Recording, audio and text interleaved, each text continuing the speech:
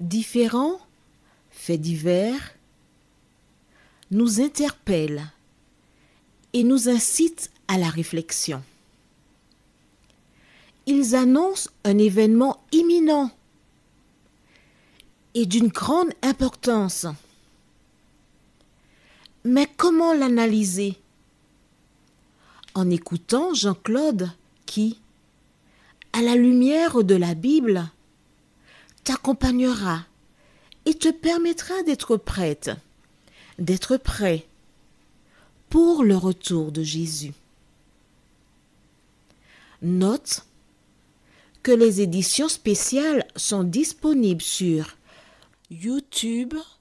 Quelle est la réponse 2? Le 2, c'est le chiffre. Je te salue fraternellement en Jésus-Christ, le Sauveur du monde. C'est Jean-Claude qui partage avec toi cette nouvelle série qui s'intitule « Découvrir la vérité ». Marco et Jean-Claude, plus que jamais nous sommes très heureux de te retrouver afin de découvrir ensemble la parole, afin de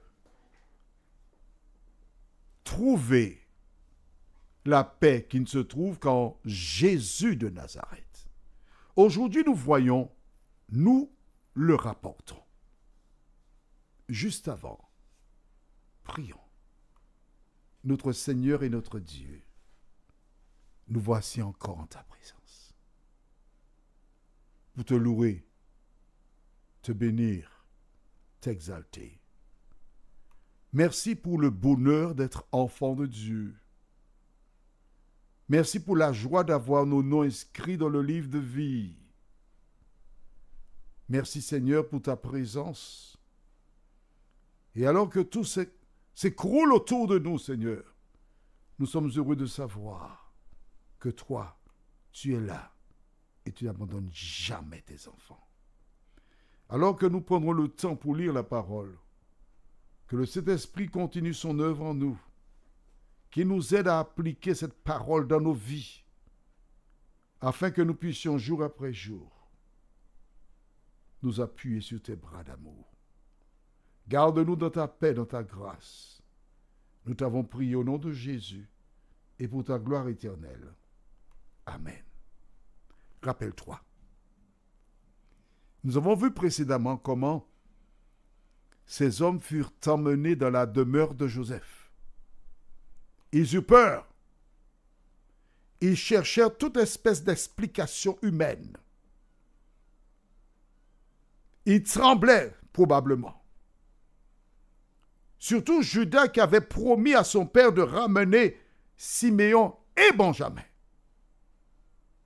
Mais les voilà là qui tremblent. Ils attendent. Chaque fois qu'ils entendent des pas, ils écoutent, observent pour voir qui arrive. Et que se passe-t-il? Tu vois comment lorsqu'une conscience est chargée, c'est pas évident? Mais pas du tout. Que se passe-t-il? Nous lisons au livre de Genèse 43, les versets 19 à 22. Ils s'approchèrent de l'intendant de la maison de Joseph et lui adressèrent la parole à l'entrée de la maison. Ils dirent, « Pardon, mon Seigneur, nous sommes déjà descendus une fois pour acheter des vivres. Puis, quand nous arrivâmes au lieu où nous devions passer la nuit, nous avons ouvert nos sacs et voici l'argent de chacun était à l'entrée de son sac. Notre argent, selon son poids, nous le rapportons avec nous. Nous avons aussi apporté d'autre argent pour acheter des vivres. Nous ne savons pas qui avait mis notre argent dans nos sacs.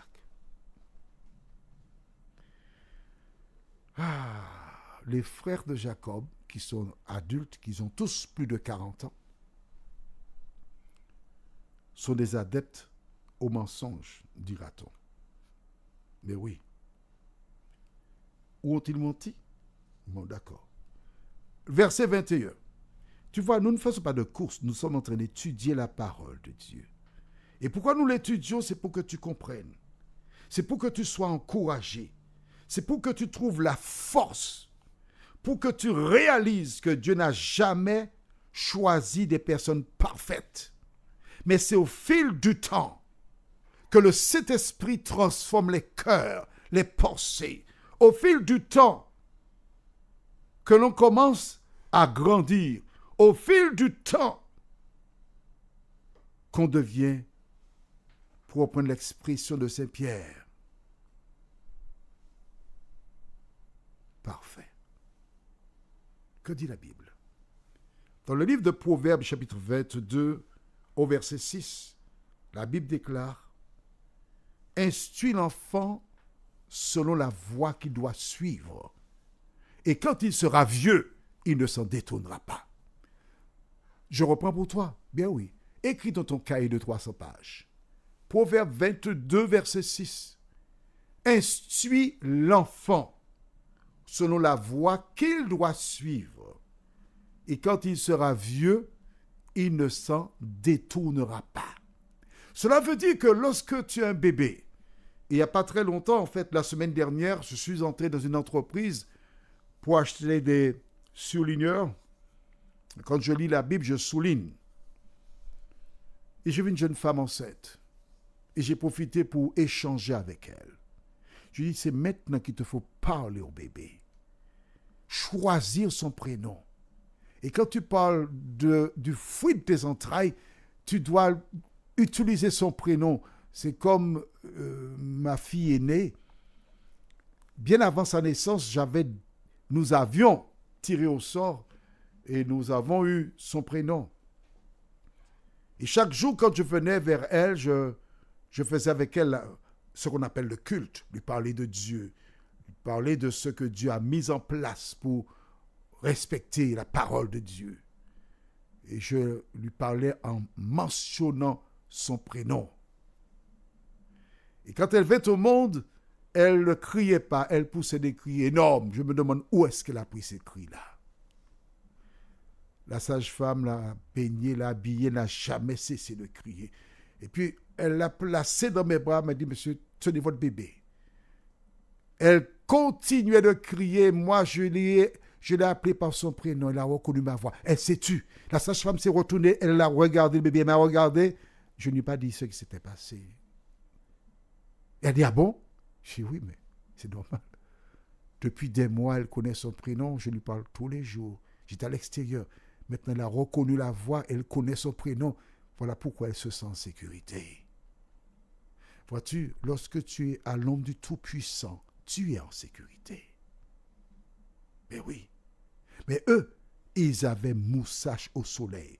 Une expression aux Antilles, quand tu as commis une erreur, tu surveilles, tu es inquiet, tu regardes, tu observes.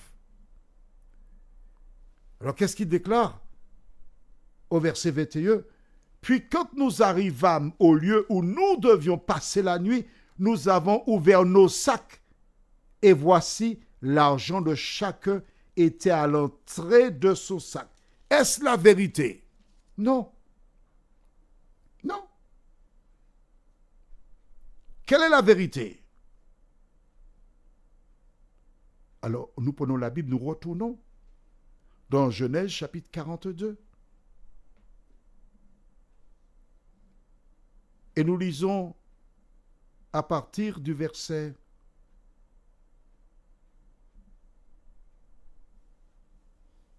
35. Je te donne le temps pour trouver la référence parce que j'aime bien quand tu lis en même temps que moi. Il ne faut pas lire avant moi ni après moi. Genèse 42, verset 35 déclare « Lorsqu'ils vidèrent leur sac, voici le paquet d'argent. Alors, non, pour que tu comprennes mieux, on va lire verset 28. Il dit à ses frères, donc 27, d'accord, 27. L'un d'eux, donc un seul, ouvrit son sac pour donner du fourrage à son âne dans le lieu où ils passèrent la nuit. Et il vit l'argent qui était à l'entrée du sac. Il dit à ses frères, mon argent a été rendu et le voici dans mon sac. Alors leur cœur fut en défaillance et ils se dirent l'un à l'autre en tremblant, qu'est-ce que Dieu nous a fait? Maintenant, on va au verset 35.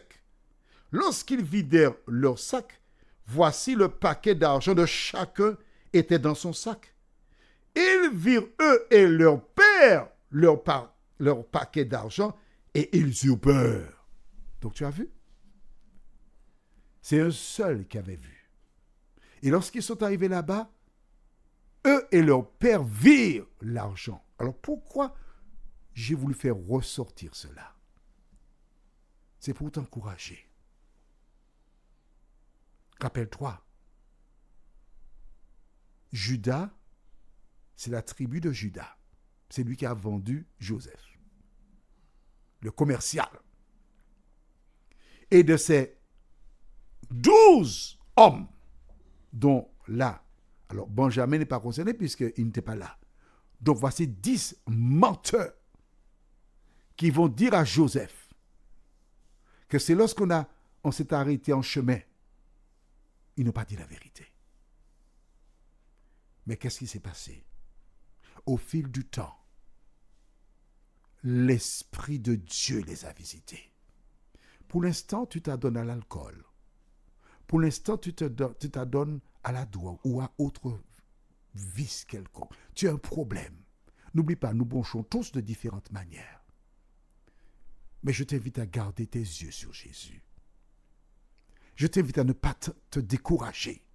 Même si les hommes autour de toi cherchent à te détruire, rappelle-toi que ces hommes-là, les ancêtres du peuple d'Israël, c'étaient des menteurs. Ils ont menti, pourquoi? Parce qu'ils avaient peur. Mais qu'importe, Dieu les a transformés. Prions. Seigneur, merci pour la parole qui nous enseigne que tu transformes tes enfants. Que ta paix et ta grâce nous accompagnent. Au nom de Jésus et pour ta gloire éternelle. Amen.